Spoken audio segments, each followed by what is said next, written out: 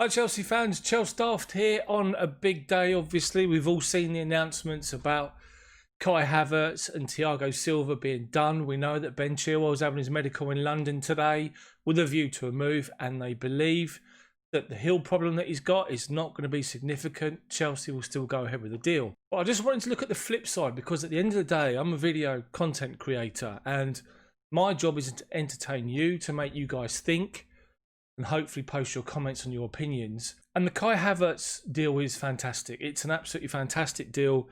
The fact that we got someone so talented into the club is amazing.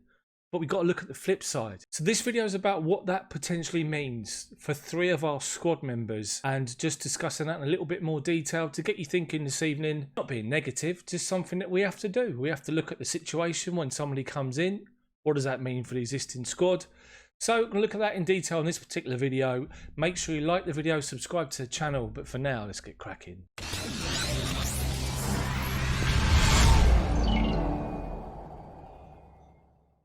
So let's get into this video this evening, and I'm going to look at the 3 players in particular that the Kai Havertz deal could affect directly, and that's Ross Barkley, RubenLoftusCheek, and Mason Mount. Let's start off with Ross Barkley. I think it's fair to say he hasn't really made the impact that we expected him to. Maybe there are people out there that didn't think that he would, but he came in, huge potential, huge ability, and for one reason or another hasn't done it or delivered on a consistent basis. Been in and out the team, in and out the squad on a match day, stuck on the bench for most part. When he has played recently, he's done okay, got a few goals, important goals at that.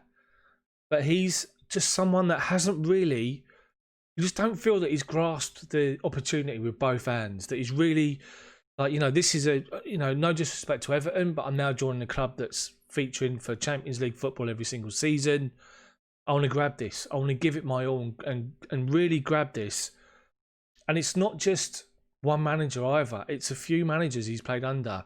He hasn't been able to force his way in and be the player that he wants to be, that we want him to be, and that everyone knows that he could potentially be. And I think that Barkley is the biggest one under threat for the arrival of Kai Havertz. Especially if we sign Ben Chilwell, for example, the English contingent. Barkley being English, if he goes, Chilwell comes in, replaces the number.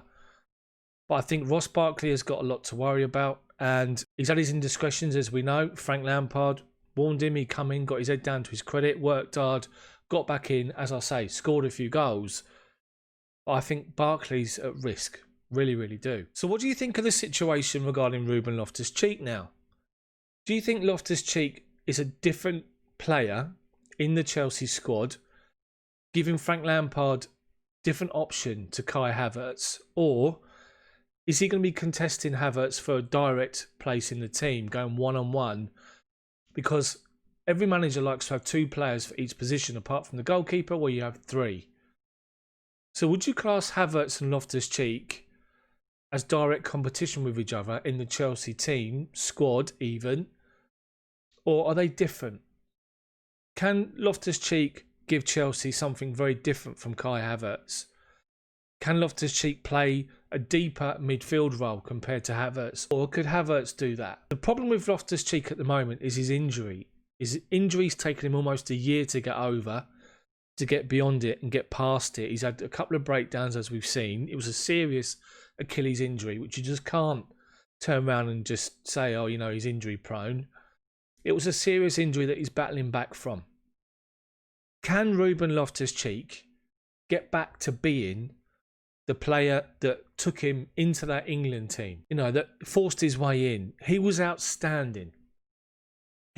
When Loftus-Cheek is in full flow, fully fit, and he's gliding across that pitch, he's like a Rolls Royce. He's absolutely phenomenal. He's got immense talent, immense ability. Someone that a lot of people have said is a natural successor to Frank Lampard, being the box-to-box midfielder where he can do the graft inside of the game in his own half, and then he can go and influence in the other half.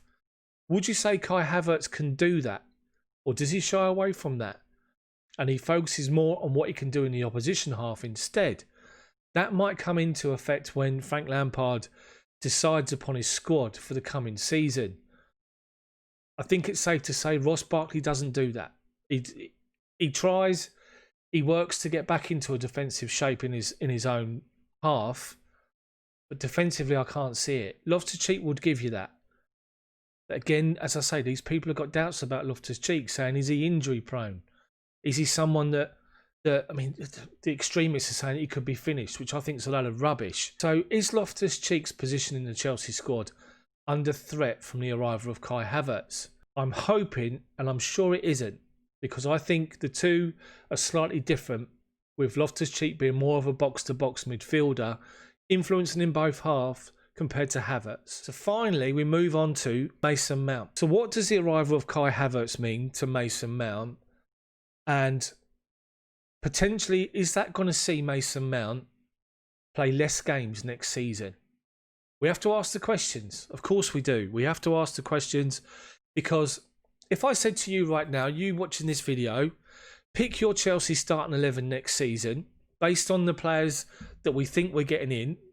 Obviously, there's no news on any goalkeepers, so you'd say Kepa, you would say Chilwell, you'd say Thiago Silva, probably Zuma or Tomori, Reece James. So Aspi wouldn't get into the team. Or would it, if Chilwell's injured start the season because he's got this injury, you go Azpilicueta left back. In the midfield, you'll have to go Conte and Kovacic. Bearing in mind that the way and the players that we've signed indicates we're looking at a 4-2-3-1 formation. Similar to what Bayern played last night with Goretzka and Thiago, with the three attackers playing behind Lewandowski. So you could go Kovacic, Conte as your two midfielders. And then up top, there's a lot of debate and conjecture, because people are trying to work out, does Frank Lampard want Timo Werner as an out-and-out striker or someone on the left? Now, if he plays him on the left-hand side, you'd imagine that Hakim Ziyech would come and play on the right-hand side. So then Havertz would play as a number 10 behind Abraham.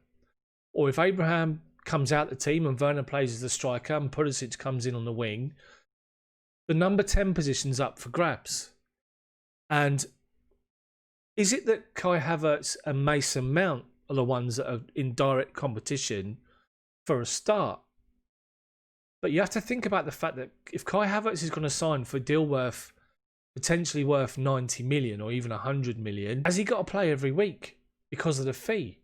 Is there going to be pressure from upstairs to Frank Lampard saying you've got to play him because we've paid this amount of money? And what does that mean for Mason Mount?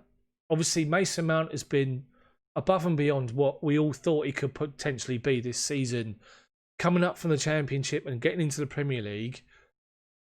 All of us hoped that the youngsters would bed in and they'll do well, and they've done fantastic. You have to say, Tammy's done much better than we thought. Reece James has come in and made that position his own. Tomori was excellent until he's been out of the team for whatever reason, we don't know. And Mason Mount has just been unbelievable. He's played the majority of games. He's the go-to man for Frank Lampard. But does that change with Havertz?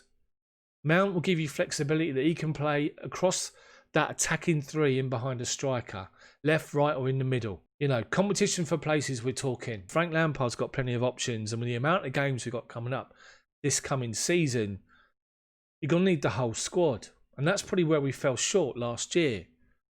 But is someone like Mason Mount, if he finds himself out of the team from 1 week to the next, or plays one game, then comes out, is he going to be happy with doing that?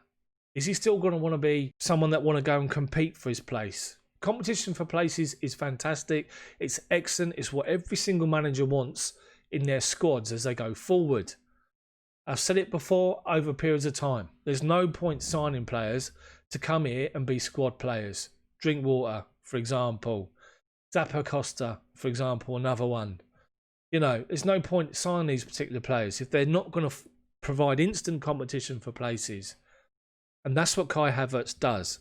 And that should raise the game and raise the level that we've already seen gone up a notch with Werner and Ziyech, their arrivals. So it's just something to think about. It's like, it's amazing that we've got Kai Havertz. It's unbelievable that we've got him. But you have to look at the other side of things and to get you guys thinking and talking, what does it mean for Barkley, Loftus-Cheek or Mason Mount? Post your comments in the comments section below. as to who you think the Havertz deal will affect the most and your reasons why. And just, it'd be great to see and great to read all your opinions. So if you like this video, smash the like button for me, subscribe to the channel, and make sure you hit the bell for notifications so you don't miss my videos come out, which is pretty much daily.